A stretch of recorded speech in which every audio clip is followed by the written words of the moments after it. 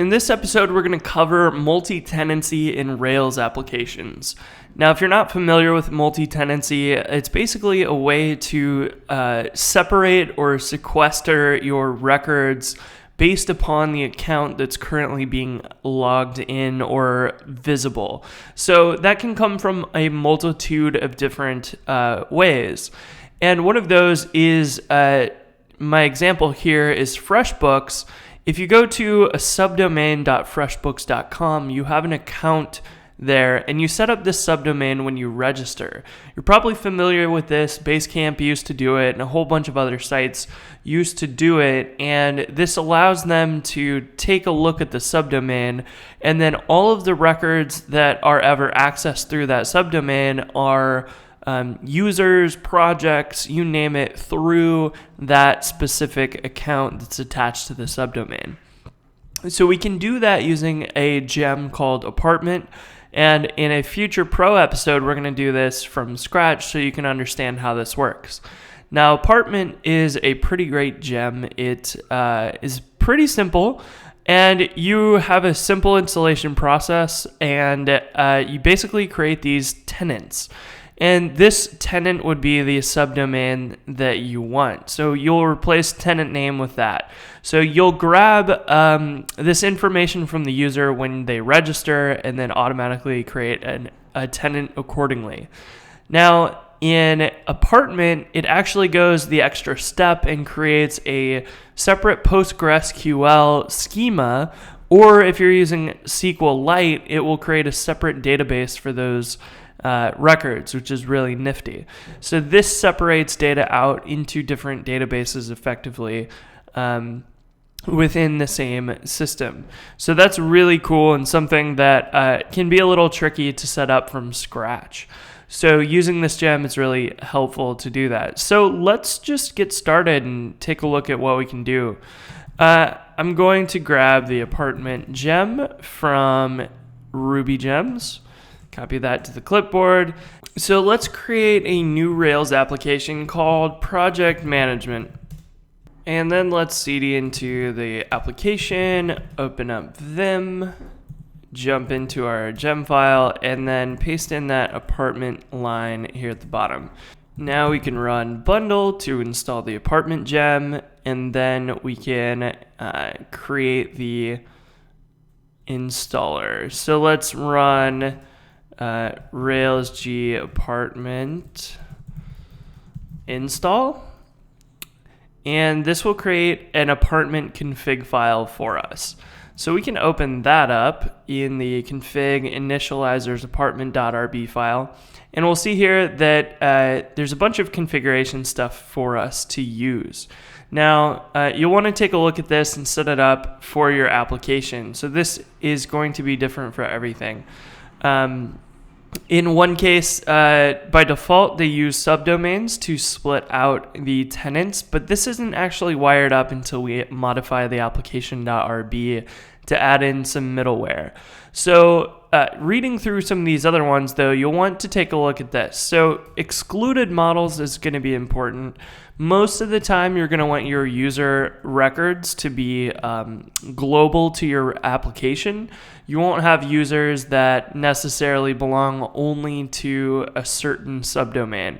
If that's the case, you'll have to set that up differently. But in this case, we're going to set up users so that they're global and they're available on any subdomain. Now, the list of tenant names here is also important, and apartment needs to be able to look all of those up easily, and the recommendation here is to pull them out of the database. So imagine we have a user model that has a subdomain attribute on it, and so the user is the one that registers and gets their own subdomain.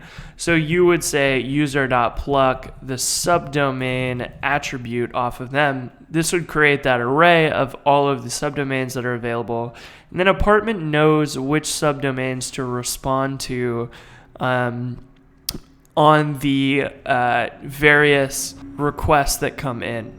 Now I'm actually going to comment out this excluded models section real quick, and we'll go create the users for our application right now. So let's generate a scaffold for the user model, and it will just accept an email and a subdomain. We won't do any passwords or authentication around them because this is just our example application. You could use devise for that, and it would work just the same way, so long as you add the subdomain attribute on there. So we should be able to exclude the user model now, and then the only other thing we need to do to set up subdomains is to add our middleware into the application.rb file there.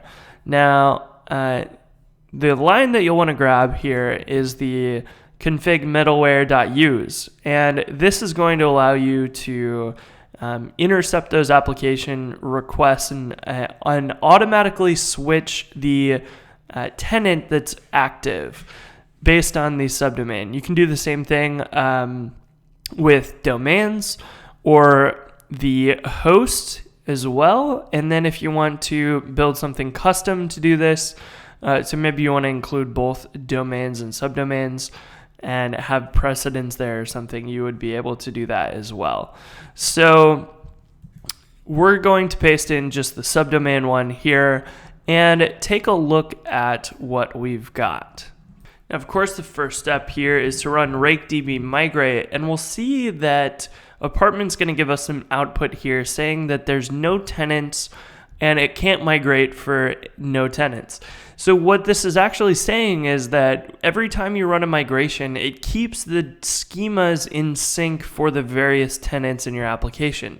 So the database is separated based on these schemas, and your application has multiple, effectively, databases. So your user records are separated out nicely, but they can run on the same system, which is cool. So now that we've created our users database, and this one is a global one to our application, we've set this up such that it's excluded from being a tenant. It's the one that controls which tenants are available. And our apartment.rb file is going to do that. So if we now create one of these in the browser, let's start the Rails application and then go create a user in the browser, we're going to see that nothing is going to work for us. So if we do this normally and create a user and a subdomain, this isn't going to create a tenant in the apartment gem. And the way to do that is to run the apartment tenant create method, and we need that to actually run after the user's created. So I'm going to have create tenant, and help if I could spell. And we're going to paste the create tenant method in, and then call that using the subdomain attribute. So I'm going to make this a private method, and we will save that. So now when we create users, apartment will know to create a tenant based on the subdomain. And we only need to do this once it's created. That will automatically happen. And the other thing that they have basically here is apartment tenant switch. Now this is called automatically because we've added the middleware in the middle. This middleware is going to look up the subdomain on the user, and then it will go and switch automatically for us. So this is the only line that we need to actually add to our application to handle this. That's pretty cool. So if we do Chris at Go Rails or Chris Oliver at 1 month, and we make a 1 month subdomain, we can create this user, and that's all that's happened. There's nothing else that's going on. The user got created, the tenant got created with apartment, and that's simply it. Now, in development, you can't use the localhost domain, or it's sort of a fake domain. You can't use localhost to reference subdomains, and you can't use IP addresses either. So someone registered the lvh.me domain, and this actually points to 127.0.0.1. So this is actually just going to work like localhost, but because it's a real domain, it allows us to test locally with subdomains. So you want to use LVHMe instead. And when you request that, you'll get the application just as you expected, but now it allows you to do subdomains at the beginning. So you could type in subdomain at the beginning, but you're going to get a tenant not found error. And that's, of course, because the subdomain, named subdomain, is not listed in the apartment config here. So apartment.rb, tenant names is called every time that a subdomain is requested, and it looks to see if it's in this array. And user.pluck subdomain, of course, is just going to give us 1 month right now. So if we type in 1 month here, we'll see that the application actually responds, and we have working subdomains in our app. Now, if we were to add another user, so if we do Chris at GoRails and we add the GoRails subdomain, then I still show up on the 1 month LVHMe. If we go to the main, we show up. And then also if we go to gorails.lvhme, it's the exact same output. And that is because these users are not scoped.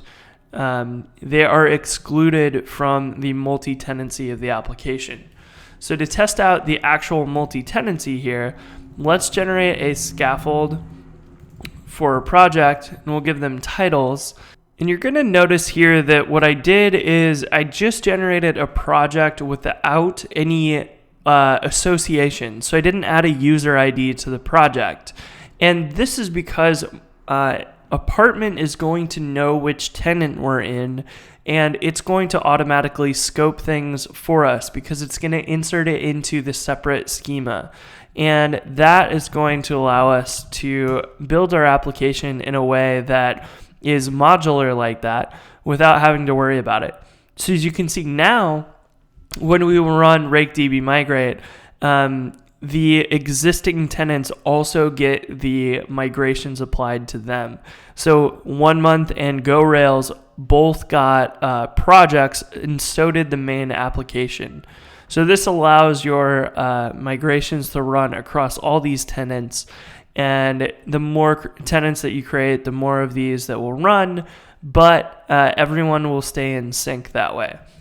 So now we can go to the project section of the GoRails subdomain, and you'll see there's no projects, but let's create one called screencasts, and let's create another one called forum.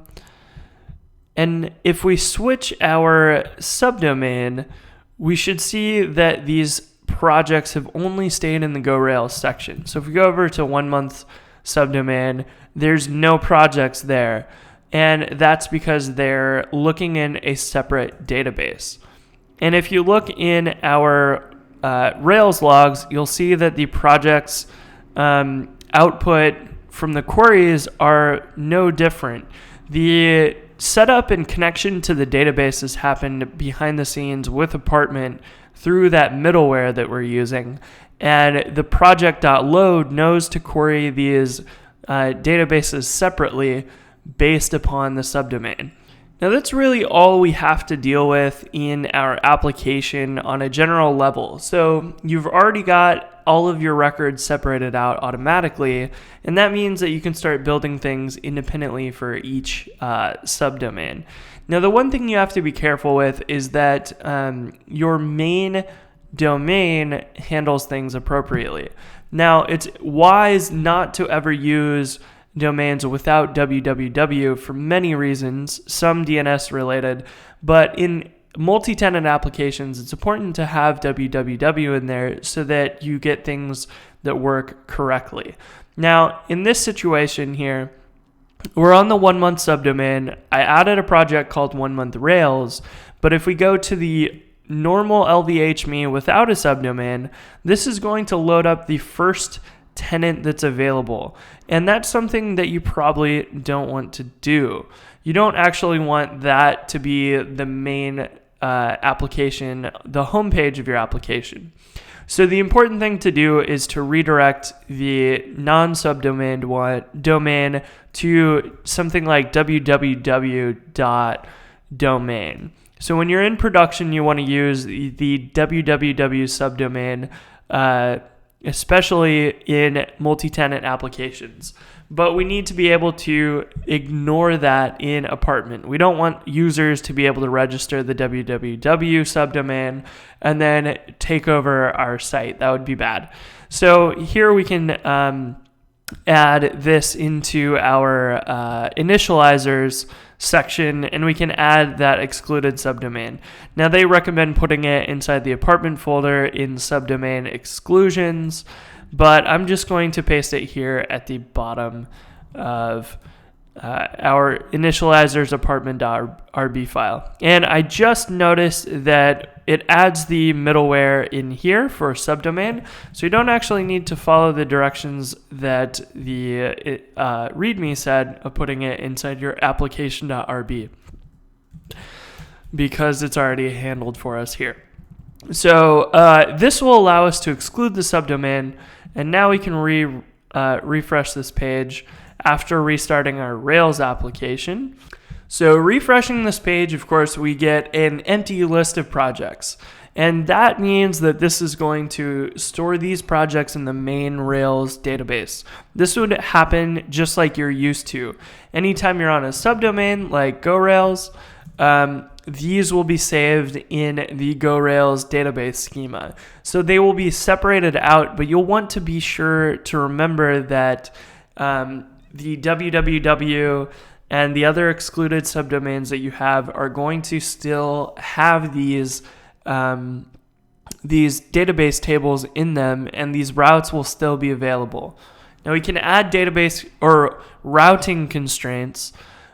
We can add routing constraints to make the project's resource unavailable from the home page, so that they're only available inside of our tenants. That's an optional thing to do, but I'll show you how to do that right now. Now in this application so far, we've only got 2 resources for our database models, but we're probably going to add a lot more as we make this a full application.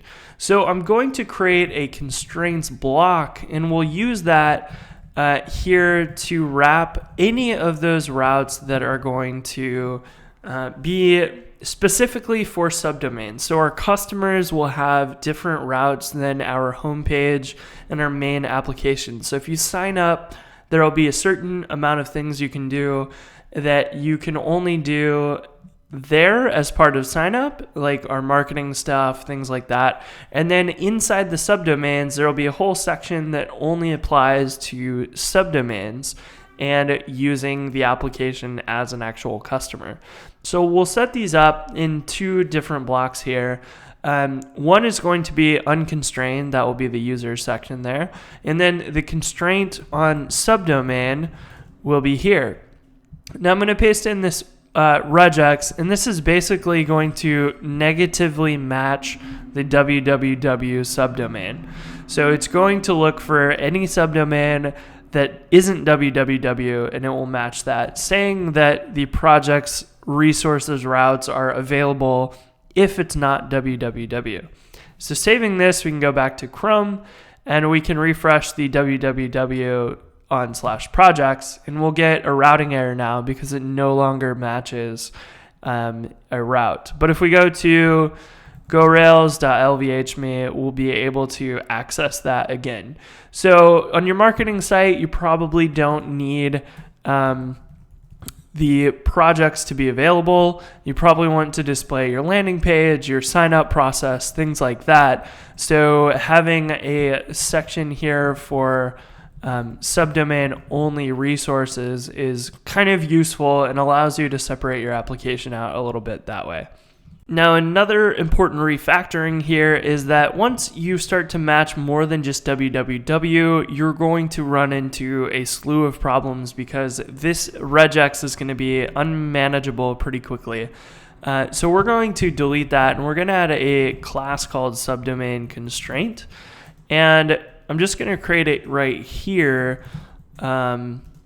but we need to create a method called self.matches, and it accepts a request.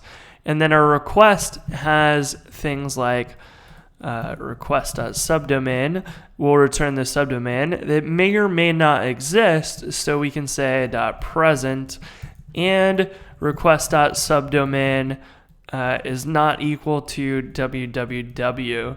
And this will be a way to refactor that and put the separate logic out somewhere else.